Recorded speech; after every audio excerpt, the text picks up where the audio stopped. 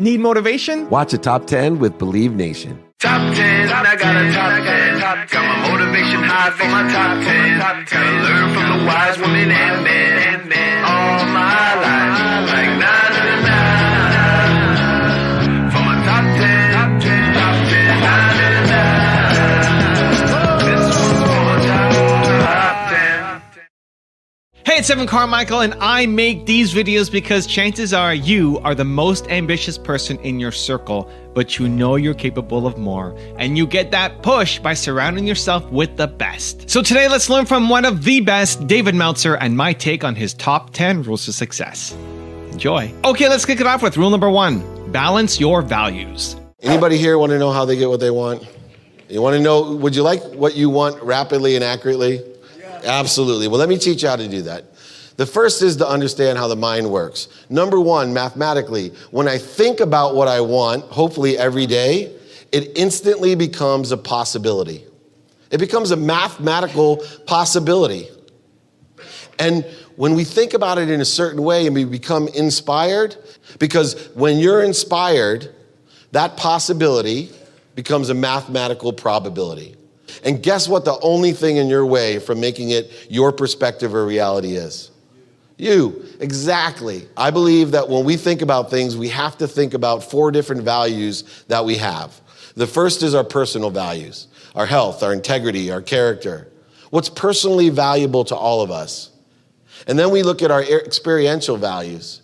What is my experience, my education, my mentors, all these things, what does it tell me? Is it aligned with my values? And then I look at my giving values, right? How much is this going to help other people? And then finally, my receiving or my financial values. And I balance those values in my foundation before I start to think further, is this something I want or not? Money's a renewable resource. Those other ones aren't. But yet we spend 95 to 99% of our time worrying, working towards all of these different financial things that we have attached as an outcome of happiness. And I'm here to tell you, it's bullshit. We have to have balance of our values, and we have to get really focused in on what we want. And that will give us confidence. And confidence is the litmus test. It's a halfway point to being inspired or in spirit. Rule number 2, prioritize happiness. I realized that everyone's performance that works with me and my own performance was directly related to my morale. The one consistent component or dependent variable of my own performance and my team's performance, which is exponentially great, is happiness. Happy people perform better. Once again, we get caught up into all of these different series of trainings and real disciplines, etc., and we forget the most important thing that makes us perform well. We all perform better when we feel good. So as a leader and as a team member, we want to make that the most important thing to do. Rule number 3, grow your whys. Hours mean nothing. It's what we do with those hours, and we have 2 constants in our life. The first constant in our life is us. We're the only ones, we're the common denominator of everything in our life. The second constant is we all are given 24 hours a day. And the problem is, nobody knows what they want. How much time do you ask yourself during the day, what's gonna make me happy? That's the biggest problem. The question now is, if I guaranteed you happiness from the time you open your eyes till the time you close your eyes, who's in? Everyone. Now, when I consciously think about something that I want, it's a mathematical possibility. What a great thing. Mathematically, the minute I think about what I want, it goes from 0 to a possibility, whatever quotient that may be. And then if I get inspired, it becomes a probability. And when you're connected and in spirit, you're making everything you want a probability. And guess what? There's only one thing in your way from making it a perspective or a reality. Who knows what that one thing is? You, right. Instead of using my free will to go make things happen, I now use my free will to allow them to happen. I use the same amount of energy, I just get much more exponential results. I get more positive results by trusting the universe and allowing them to happen with great free will. You are the universe. If you trust the universe, you're trusting yourself. So how hard is it to make $1 billion? How hard is it to get your business off the ground? How hard is it to be a professional quarterback? How hard is it to fix my marriage? What why is on your list? How many whys are on your list? How many minutes a day are you going to truly get focused in on manifesting what you desire? And it comes from discipline. It comes from discipline. Make it your effective habit. If I can stay focused every day and have my list of whys, how many whys can I have? Imagine the production I'm getting out of my life. And guess what? I'm beating you with time. Beat them with time. Get out of your own way.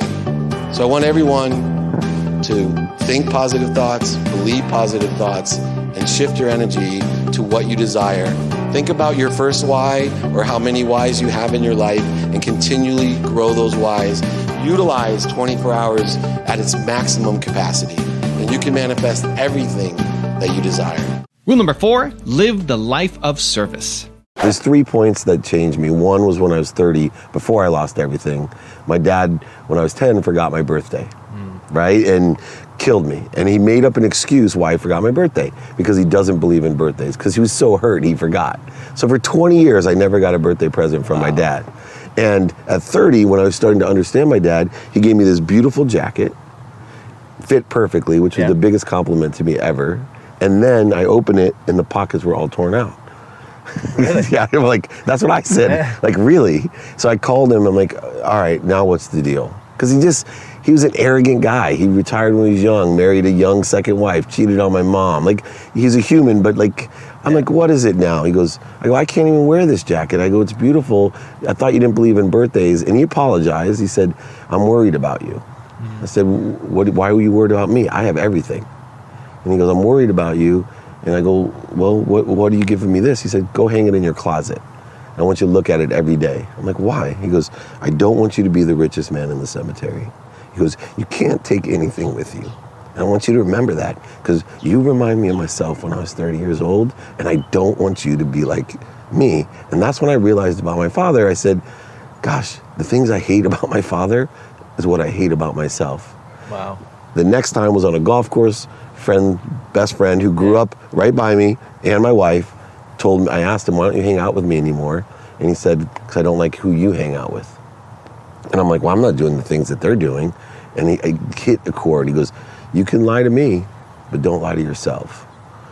Then a couple months, well, it was actually very shortly after, my wife woke me up and said she wasn't happy because I came home in an altered state of mind at 5:30 in the morning from a Grammy party with Little John and thinking I was a rock star. And she told me, you are not a rock star, and I'm going to be leaving if you don't change. And those were the things, those 3 points stick out in my mind that moved me towards a transformation of living my life in service.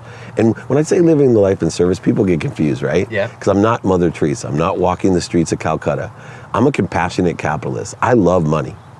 Right? If you think about my philosophy of more than enough, of abundance thing happening through me, I believe I still wake up at 4, I still am productive and accessible, but I believe everything comes through me for other people. I might as well make a lot of money because I can help a lot of people and have a lot of fun. And I'm a realist. The best way to help people is to have a lot of money. I think Warren Buffett is going to help more people and Bill Gates with their billions of dollars than my mother, who I adore, has been a teacher and a catalyst and has nothing in her whole life.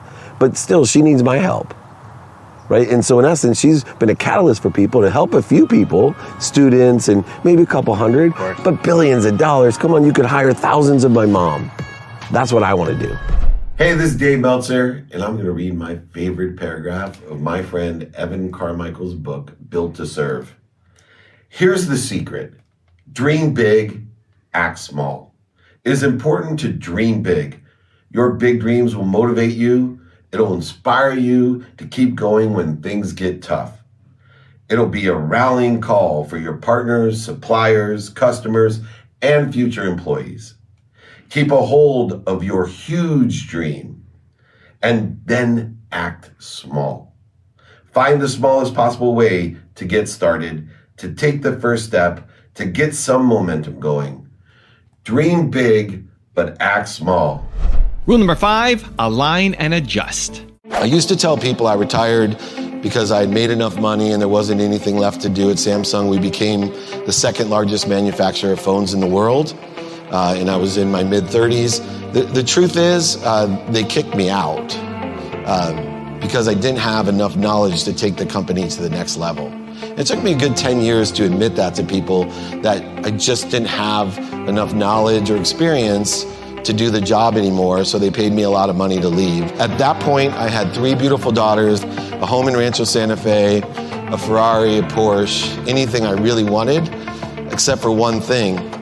I lost my gratitude, my empathy, my accountability, and my effective communication. I became an asshole, is a commonly used term.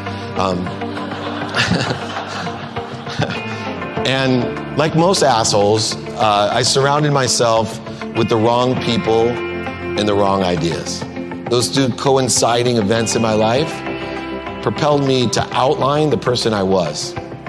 And I went back and I started outlining this gratitude, empathy, accountability, and effective communication. I started figuring out what I had lost, because for the first time in my life, I was empty.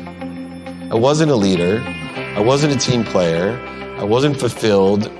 And most importantly, I wasn't happy. I created a AAA philosophy to attract into my life what I want and manifest it and trust the universe that it will come. Number 1, I'm more interested than interesting. I get alignment. I don't just tell people I want to be a doctor because it seems like a good way to be rich. I actually do a ton of due diligence, research, ask people, and find out and get alignment with what it takes to manifest or attract what I want. I put together an action plan of exactly how I think I can manifest what I want. And the third A, which I didn't have when I was young, is I prepare for adjustment.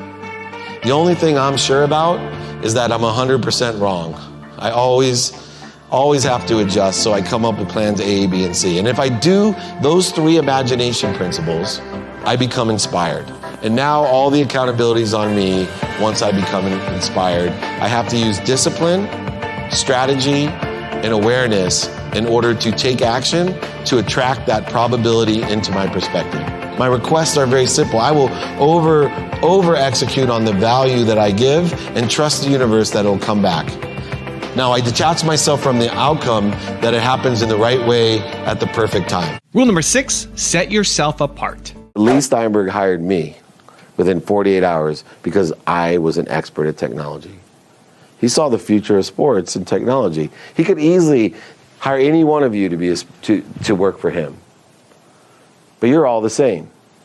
I love sports. I was a sports management major at San Diego State or at Harvard or at Penn or at UMass or what. You're all the same. You know what rocks my boat is someone that comes up to me. You know, like I had a kid, I was in New York yesterday and in Cleveland on Monday. Got to go to both Cavs and the Indians game. It's also what I love about my job.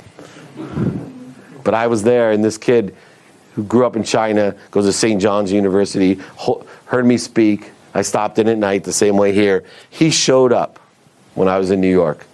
9 a.m. in the morning, I'm at the atrium. I have meetings I'm speaking for Executive Next Practices Global Business Leadership Conference, keynote speaker. He shows up at 9 a.m., I'm speaking at 1 o'clock, and he follows me all day. Mr. Meltzer, all I want to do is learn from you. Can I shadow you? Yeah, sure. Can I sit in this meeting? Mr. Meltzer, can I get you anything? Mr. Meltzer, can I do this? And Brad and Justin were with me, and they're in the back. I don't know, I never even saw his resume. I'm sure Colleen has. She's the head of our HR department. She's back there, went to St. John's. I'm sure she saw it. But I know the kid's name now. Out of 2,500 resumes that I'll get this month, I know his name. I know he graduates in December. He emailed me today. I look at all my own meal, and I said to myself, I'm going to hire this kid. Want to know how to get hired? Set yourself apart. Love what you do. Be more interested than interesting. Rule number 7, have the underdog work ethic. I was never the best at sports, and so what it taught me was to go into something that I knew I wasn't the best at, but to do my best anyway and be okay with sometimes not winning.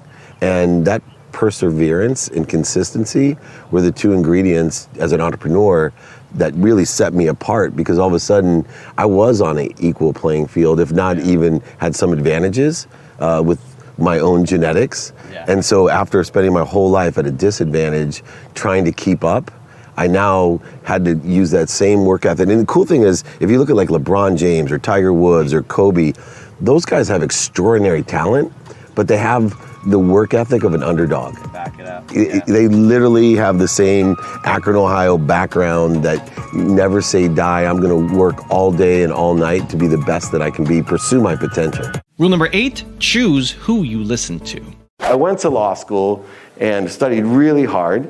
And when I graduated law school, I had 2 different job offers. Very, very different. The first was to be an oil and gas litigator. And the second was to get a job selling legal research on the internet and this internet thing. So of course, I went to my mom, again, the person I trusted most. I'm not going to cry this time. But I asked her, what should I be? Should I be to be rich? That's my goal. An oil and gas lawyer, or should I take this sales job selling legal research on the internet? And my mom, with her great advice, said, you know, Dave, you need to be a real lawyer because this internet thing is a fad. For the first time in my life, you know, I took my brother's advice, and I didn't necessarily take the advice of my mom, even though she loved me the most. In fact, I find a lot of people's problems, especially young people, one of the bigger problems they have in life is they mistake the fact because somebody cares about you that they're going to give you good advice. Right? And then you end up resenting them. You resent them when that advice becomes bad, like the internet's a fad. That's bad advice. Rule number 9, enjoy the pursuit of truth. Who here wants to be happy?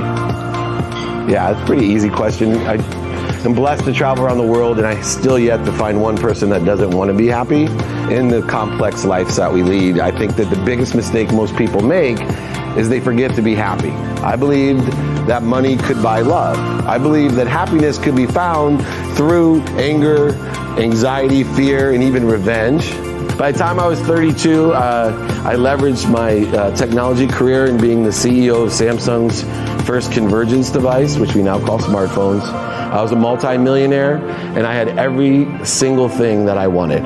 That's when I realized that money does not buy happiness, and it definitely doesn't buy love, but it sure rents the shit out of it, because I became my mom's favorite child. It was awesome. But I was so fortunate. I had everything that I needed. The funny thing was, for the first time in my life, I wasn't happy. Remember, the key to being happy is getting what you want. I'm not so spiritual and woo-woo as you think. I believe 90% of all things you want to be happy can be bought. By better education, better experiences, better looking spouses, whatever it is. You can buy whatever you want, but the 10% you can't buy, the most powerful percent, is the truth. And so we're all in enjoyment for the pursuit of our potential or the truth. And rule number 10, the last one before a very special bonus clip, is have radical humility. As I was reading your book and studying a lot about you, one of the things you talk about, you're very transparent to how you had everything, lost it, and then regained it. What did you learn the most about having everything you've ever wanted and then losing that? Yeah, it's interesting because I used to look down on people that it seemed like everything happened to them. Yeah. And so they were victimized, right? And I kind of had the Midas touch, and I thought because of the Midas touch that things just happened for me. And so what happened was, as I got more and more, things were happening for me, and all of a sudden I had everything I've ever dreamed of. And in fact, the reason that I wanted to be rich was just to buy my mom a house and a car. Yeah. Right? I was 5 years old in Akron, Ohio. Only time I wasn't happy was when I caught my mom crying because something broke. We were in a 2-bedroom apartment, and I just wanted to be rich to buy her a house and a car. And that came 9 months out of law school. Yeah. Then I had all this more money, everything happening for me. I'd stop at a red light and say, this is happening for me. I just had this super positive attitude. Well, all of a sudden, I built this beautiful home in San Diego, and I realized, wow, I'm not happy. I had everything. And so I started buying more things for me, different things for me, and I still wasn't happy. And the reason I lost everything is I didn't have any radical humility anymore. I grew up very humble, and I became an arrogant a-hole, and surrounded myself with the wrong people, the wrong ideas, and what I manifested was the miracle and the lesson that I needed, which was radical humility and understanding that things don't come for me anymore. They come through me. And that's a true shift in the paradigm of values, that when things happen through you, you live in a world of more than enough. When things happen to you, you live in a world of not enough. When things happen for you, they're just enough. So I was living in a world of just enough for me, just enough for me. And now I live in a world of more than enough for everyone. And things just, I have more than I've ever had, and I've been more happy than I ever have been, because things happen through me for everyone else. How long did that take you to learn? I'm still learning, but that process and journey has been 10 years. I actually started the journey 2 years before I went bankrupt. So the most difficult thing that I've ever had to do was 2 years into my transformation, I realized, I was going to go bankrupt. I had a number one, tell Lee Steinberg, the most notable sports agent in the world, who hired me because it literally would tell people he's a great PR guy, that I was Midas. And then 2, walk down the street. And if you remember why I told you I wanted to be rich, right? Mm-hmm. Walk down the street and tell my mom,